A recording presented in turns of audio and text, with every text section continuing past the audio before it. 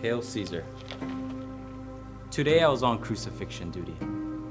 I volunteered for it because I have done it many times, and really, I am quite the expert. It is my duty to inflict the maximum amount of pain to my victims so that the lesson of defying the Roman government was made loud and clear. I was also taught to never have any sort of emotional attachment to my victims, or else I would not be effective in my duty and I would lose the reputation of the hard soldier that I am. You see, this was my role to Cesar. I have shed thousands of people's bloods on that battlefield, and I have done many crucifixions before. And none of that has bothered me until today. You see, there is this carpenter, this man that they call Jesus, a subversive and supposedly a dangerous man that was stirring up the Jewish community to its wrath. They said he was speaking blasphemy according to their traditions, and they wanted him dead. Not a penalty that I thought was worth executing for, but I am just the executioner. This Jesus was put on trial and he was sentenced to death on the cross. Now, before we begin to crucify our victims, we begin by flogging with a device we call the cat of nine tails, a whip made of metal and broken glass with its intent to cause excruciating torture and pain to our victims. Now, as we began to prepare the whip, I began to feel a little puzzled. You see, typically our victims at this point, they're screaming, they're kicking, they're fighting back. But this carpenter, this guy that they call Jesus, in his chains, he quietly walked to that bloody pole. Never have I seen this before. So we began.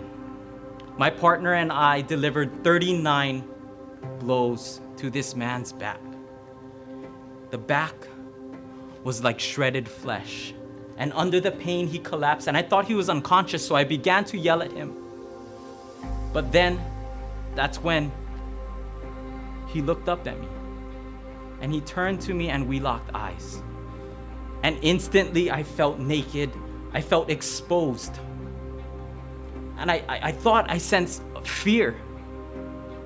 However, it was as if his eyes was saying that he forgives me.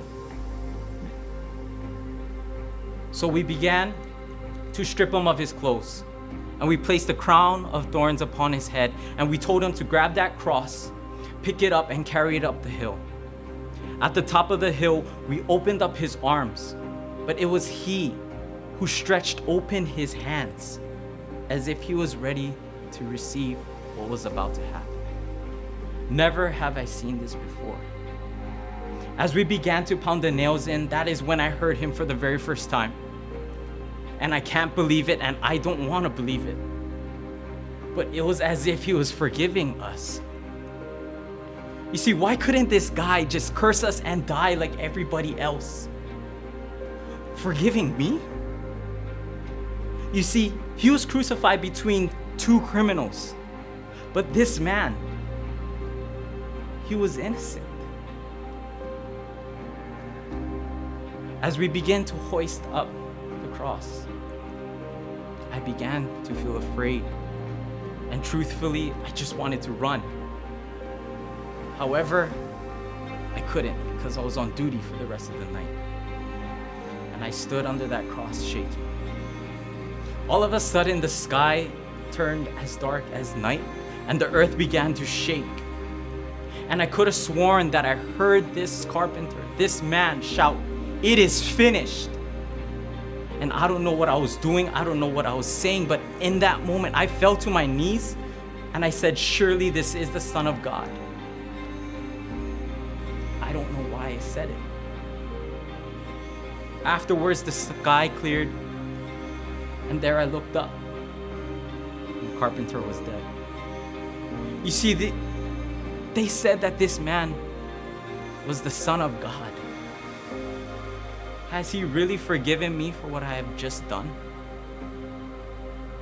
Is he the Son of God?